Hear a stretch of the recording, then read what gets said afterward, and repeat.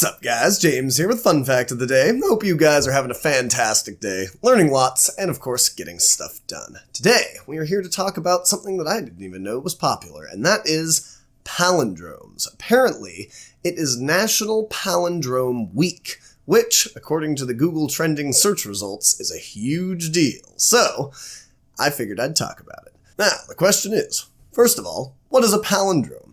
A palindrome is essentially any sequence of letters, numbers, words, or any other symbol or thing that is the same forward as it is backward. So imagine a word like kayak, K-A-Y-A-K. If you flip that around, it's still K-A-Y-A-K.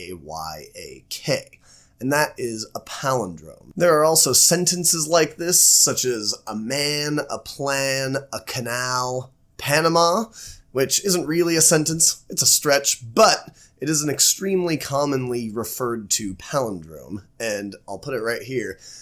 You can see that if you actually went completely backwards, but ignored the things like semicolons and periods and commas, it would be the exact same sentence. The word palindrome was originally created by a man named Henry Peacham in his book, The Truth of Our Times, all the way back in 1638. It basically breaks down to two Greek roots, the first of which is Palin, or Palin, which was a 2008 political candidate who lost. And then the second one is dromes, which means direction or way. Writing and coming up with palindromes has been a very popular thing for years and years and years and years and years. It is basically a form of constrained writing, kind of like poetry. It actually dates all the way back to 79 AD when people were speaking Latin. And they created something later that we now call the Sator Square. I'll put a picture of it right here. It is basically a very, very interesting palindrome where everything is spelled the same forward, backward, up, and down, and every single direction. If you read it, it is exactly the same, even though it's 5 words. Basically, what it translates to is the sower arepo holds with effort the wheels. And what that means is a sower is somebody who sprinkles seed on the ground, basically a farmer.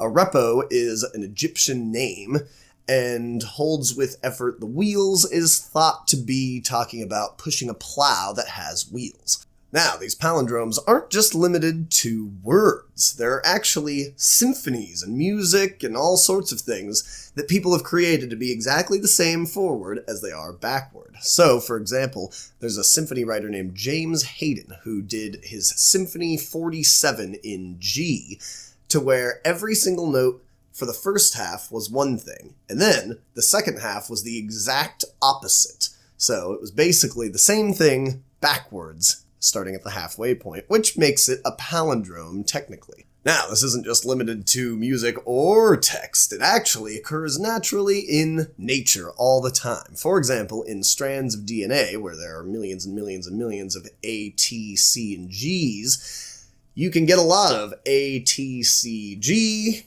G, C, T, A, or whatever the backwards version of that is, just by chance. Now, people like to attach a lot of meaning to that, but I'm not sold. I think it's just random. That just happens to happen a lot in nature. Now, after all this, you're probably wondering, what are the longest palindromes in the world? The longest one in the English dictionary is a word called tatteratat. Basically, it was a word coined by a writer named James Joyce in his book Ulysses that basically means a knock on the door, a tatteratat.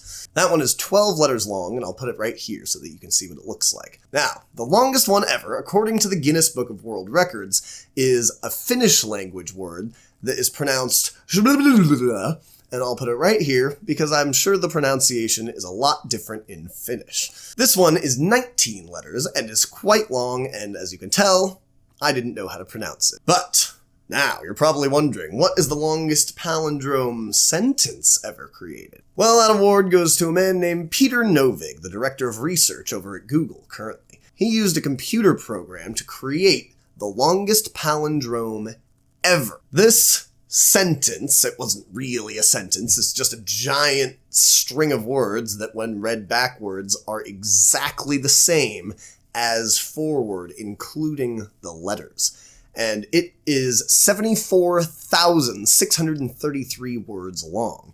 If you want to look at it, I'll put a link down below because the description box only allows for 5,000 words, and this is 74,000. It is quite impressive and personally interesting that more people haven't thought of making an even longer one using current computer programs, because that one actually came out in 2007. So it's been 12 years since anybody's actually beat that record. And that is everything that I know about palindromes. So if you enjoyed this video at all, and you want to see more of them, I will put a link right here to a whole bunch more videos.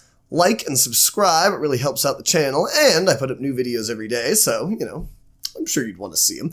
Thank you very much, and I will see you tomorrow.